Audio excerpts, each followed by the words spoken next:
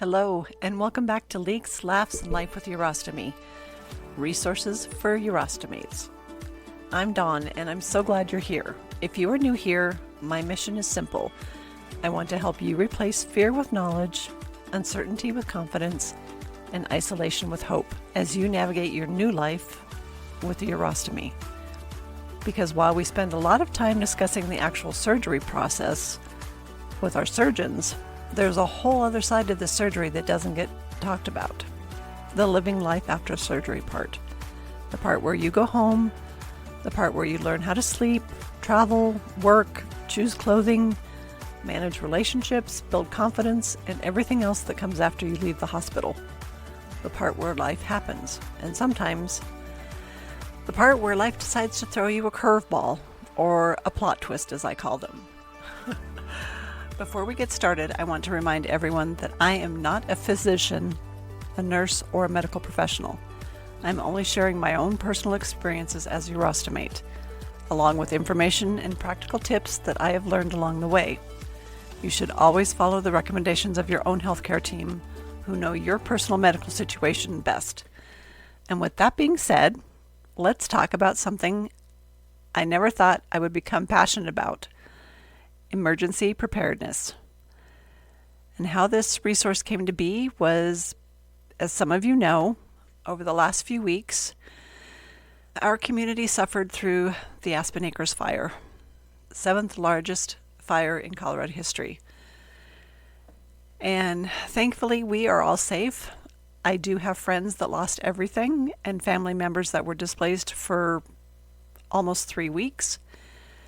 But we are so thankful to all the firefighters and emergency response crews that worked so hard to protect our area. You did an amazing job, and we appreciate everything you did and are still doing to keep us safe. But for a few days there was a lot of unknown. And if you know that feeling. When you are constantly looking at your phone, waiting for that update, hoping that the next notification doesn't say you need to evacuate now. Well, if and when that waiting game ever happens to you, when reality starts to sink in, when you suddenly have minutes to make decisions, the last thing you want to worry about is how much urostomy stuff you have access to. Where did I put my spare bags? Do I have enough barrier strips? Did I refill my meds? Stress does crazy things to us. It can make the smartest people forget things that are so obvious, like a toothbrush or underwear. And believe me when I say that, because I speak from experience.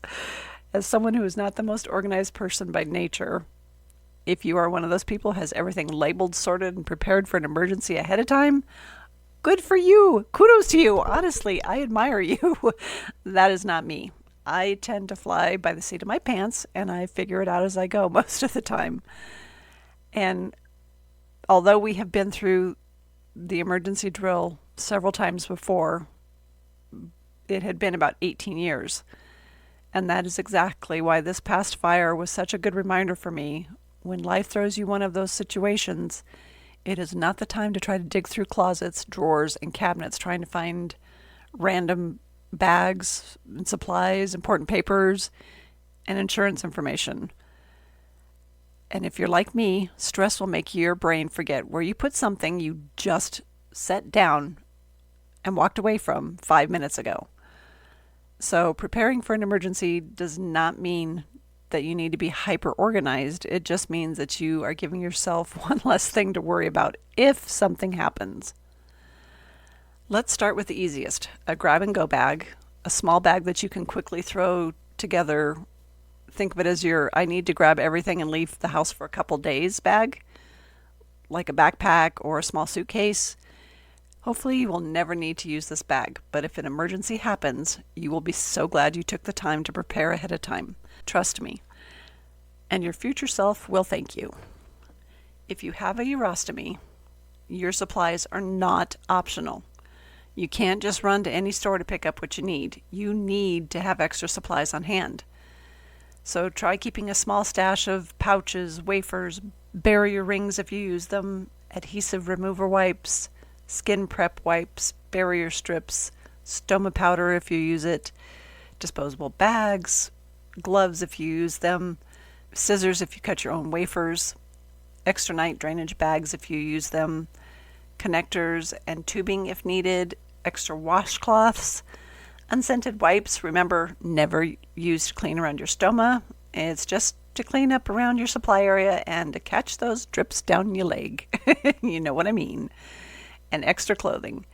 Now for medications, you're going to want to keep a list of the current medications that you take. That include a list of the medication names, the dosages, how often you take them, which doctor prescribed them, and pharmacy information, and keep them separately from your medications in case something happens and they get separated. During an emergency, it's nice to have this information readily available.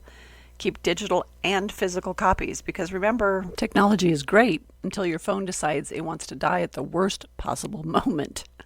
And as we continue on, as Urostomates, we are always told to stay hydrated. Times of stress, it can be easy for you to forget to drink water. Try keeping bottled water or a big bottle or a supply of water on hand. Electrolyte packs, shelf-stable food like protein bars, crackers, and nuts. Because trust me, emergency situations are not the time to realize you have turned into a cranky, hangry person because you forgot to eat. Not that I'm speaking from experience or anything like that. As for clothing, pack things that make you feel comfortable. During times of stress, you don't need to be uncomfortable in your own skin. If that means throwing in that old t-shirt that you know looks great with your pouch, do it. Comfort is key. Make sure to pack extra underwear, pants, shirts, socks, pajamas. I forget those quite often. Comfortable shoes and socks, and layering pieces like coats or jackets or sweaters if you need them. The next item on the list is documents. The documents we don't think about and we don't keep copies of, but should. So not only do you take these with you, but you make physical copies and put them somewhere else in your packing. Your ID card, your insurance cards, medication lists, medical history, emergency contacts, your urologist information, your surgeon information, and also include your supply brand information like the manufacturer name, the product numbers, the size you wear, where you order supplies, because trust me, when you're trying to remember the size of your wafer or what brand it was when you're stressed, it's just too much stress. What happens when you don't know if you're coming home? What if you get that message that, okay, you need to evacuate, when you must leave your home with no idea when or if you will even have a home to come back to? Wildfires, hurricanes, floods, major storms, these are situations where you will need a little more than just a go bag. This is where the larger emergency tote or totes can become your best friends. Include your medical supplies, and you guessed it, extra urostomy supplies, plus any medications and medical information for prescriptions. If you're in an area where there's going to be a fire or a hurricane and they shut the emergency or the electricity off, make sure you take all your medication with you that you have on hand, because you may not be able to get back in, especially if you're a diabetic. I had a friend that's a diabetic, and she got the evacuation order to go and left all of her insulin in the refrigerator, and she wasn't able to go home for 3 weeks, and she got home and their electricity had been off for 3 weeks, so not a good situation to go home to. Some of the most forgotten items, can you guess what the number one is? Toothbrush and toothpaste. And then second, underwear. Yep. And then you need to add like deodorant, soap, shampoo, contact solution, glasses, makeup, any items that make you feel like you will feel normal, like you'll have your normalcy with you. Don't forget your wallet or your purse. When it comes to keepsakes, it depends on how much time you have. Try to gather as many photo albums or photos, jewelry, electronics, your phones, phone chargers, computers and chargers, tablets, TVs if you have room.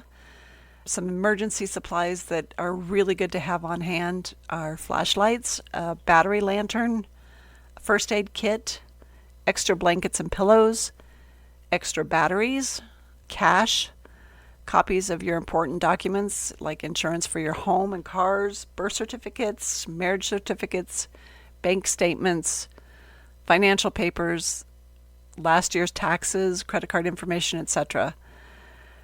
Because sometimes if you don't have access to internet or your computer and you don't have access to your passwords, you might need to have some of these things in order to get information. Some of the things that we also pack are camping gear, like tents and cots and our cook stove, our camp stove, our little kitchen setup that we take with us. Just in case we don't have a place to go to, we can go camp out in the woods and still have a place to live. So it's not the most ideal situation, but in a pinch, it's great to have. There are other type of emergencies. Not every emergency requires you to leave your home. Sometimes emergencies are like sudden hospital stays, or you need to leave because a loved one requires care, or an unexpected trip to the ER. You get the idea. These are occasions where you may want to keep a small hospital bag packed and ready to go. You can do it like the backpack, but keep it in your car so that it's available. The only thing with keeping urostomy supplies, let me back up a little bit. The only thing with keeping urostomy supplies in a car in hot summer is that the adhesive can get really, really sticky and tacky. So make sure that you take your bags into the house and then take them back out to the car every time you leave. I know it's kind of a pain, but it's really something that will give you more confidence and comfort knowing that it's there. Because when you need it, you need it. So in that bag, just like the to-go bag, urostomy supplies, medication list, charger for your phone, comfortable clothing, toiletries, and something to keep you busy, like a book or your tablet. Because waiting in hospital rooms are known for their luxurious accommodations. Okay, not so much. Anyway, and don't store everything in one place. I have learned that it's good to have multiple backup plans.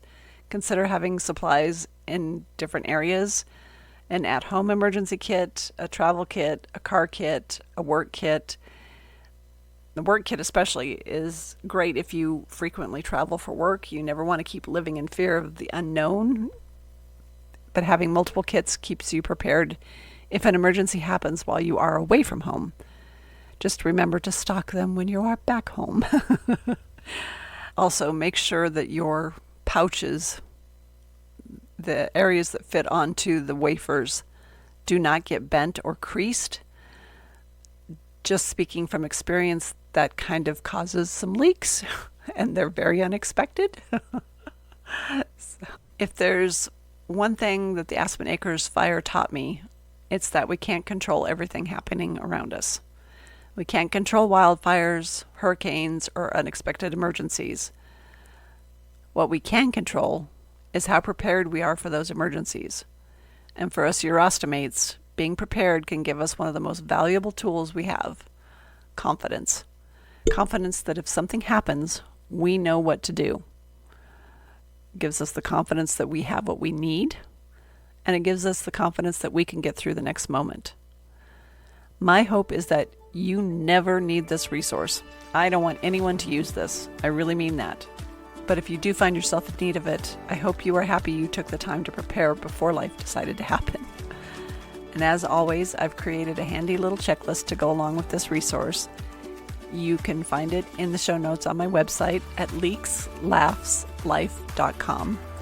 Print it out, alter it, make it work for you and your family, because being prepared doesn't mean living in fear of the unknown. It gives you the freedom to continue living your life no matter what.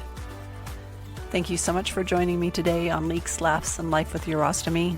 And remember, this journey is full of leaks, but it also gives us plenty of laughs and an unlimited amount of life. Until next time.